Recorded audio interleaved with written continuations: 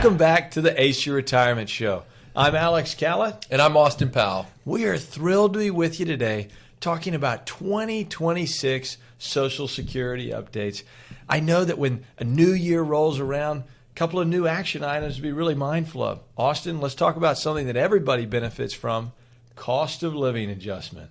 It's only timely and appropriate to start with the cost of living adjustment. Not to mention, groceries aren't apologizing for going up over the last few years. So the 2026 cost of living adjustment, which was actually declared a few months ago, 2.8% for this year, Alex. And in order to qualify for that 2.8% cost of living adjustment, you would have needed to have been born January 1st, wait for it, 1964 How about that? Or before. There you go. So even if you have not yet started collecting Social Security, but you were born January 1st, 1964 or before, you will get credit for that 2.8% cost of living adjustment.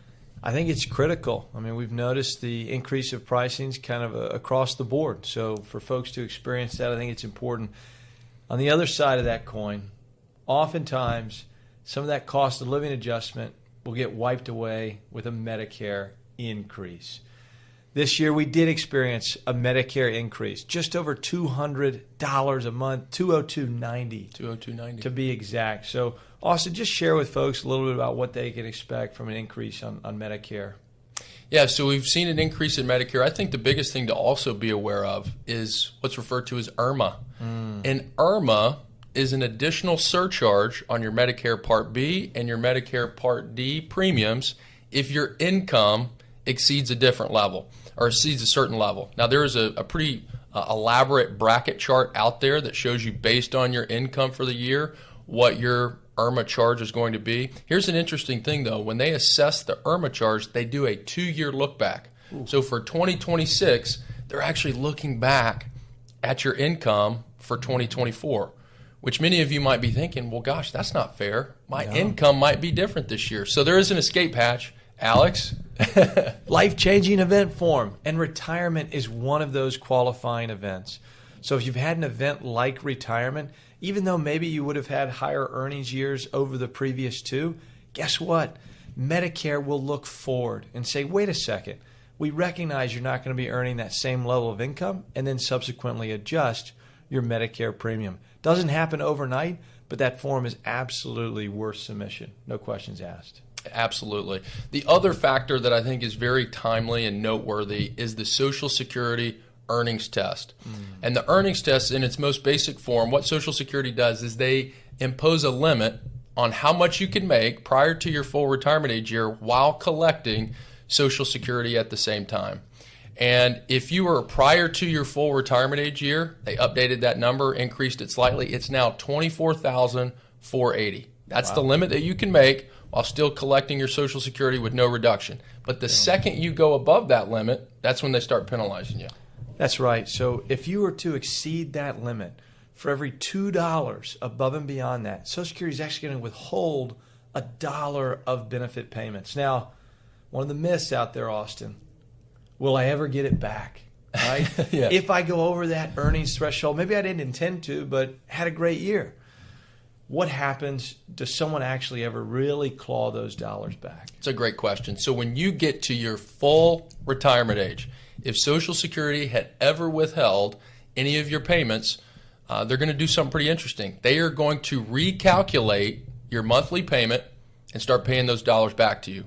But not all at once. That's right. They're not going to give you a lump sum check for all of the payments that they withheld over the years. They're going to recalculate your monthly payment based on the number of months that they withheld, and they'll then pay those dollars back to you over the course of your retirement. That's it. So it's a life expectancy calculation. So it's not all for naught. There is a formula where you'll get those back. We just got to live a long, healthy life in order to really benefit from it. Something that we get asked often is, Alex, where do I stand, right? How does my full retirement age benefit compare? I'd tell you that comparison is a thief of joy. So let's not do that. However, if someone was to have maxed out their Social Security benefit for 2026, what would be kind of that highest full retirement age benefit? Yeah, so if you were turning full retirement age in 2026 and turning on your Social Security, the highest benefit is $4,152 per month. And again, that is if you were turning it on and are full retirement age right now. This year. Yeah, right now. Well, again, 67 is that full retirement age. Is that something that could change over time? Probably, right? Yeah. Wouldn't be surprised if by the time you get there, you're a young buck. You know? 75 maybe. But I think ultimately just understanding some of these Social Security nuances is critical. Austin, anything we're leaving out that you think would be really important for folks to note from a Social Security perspective? Well, I think one that we're always evaluating is the taxes. Oh, you know, sure. and the IRS publishes a piece each year. It's publication 915, and they give us guidance as to how they are taxing our Social Security. Now, I don't think it's a coincidence that they don't really make many modifications on it. But one Whose of the advantage is that, Austin? Maybe the we'll think government's long and hard advantage? about that one. But one thing that did happen this past year in July through the OBBB Act is there was an additional bonus deduction given to folks that turned 65 either last year or in years coming up that you're going to be able to take advantage of. And that is a $6,000 bonus deduction. And again, you have to meet two prerequisites. It's income-based and it's age-based. If you can check both of those boxes, you can tack that on to your normal standard deduction. Yeah. Well, and I think that's so important for the retiree community, but that also helps kind of clarify that misnomer, which is a question we also field fairly frequently. Alex, my Social Security is not going to be subject to tax anymore, right? Not so fast. Not so fast. We recognize that might have been part of the kind of the legislation that was run on, so to speak. That's not the case. Social Security still is subject to federal taxation. They've just tried to help seniors out with this bonus deduction. Anything else worth noting there? No, I think when it comes to Social Security, one of the common questions that we hear is folks want to know how they can get the highest payment possible. But I would tell you maybe the most important question to be asking yourself is how do you keep as much of your benefit as you can? Okay. In fact, one of the most common questions that we specifically get asked is, can you help me with this? Austin, Alex, can you help me determine the best way to file and handle my Social Security? And the answer to that question is yes. That is something that we do day in, day out.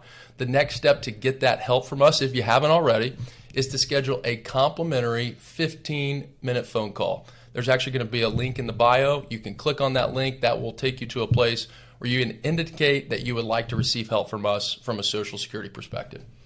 We'd welcome that opportunity and hopefully make a difference for all of you from a Social Security perspective. With that, this has been another episode of the ACE Your Retirement Show, and we very much look forward to seeing you next time.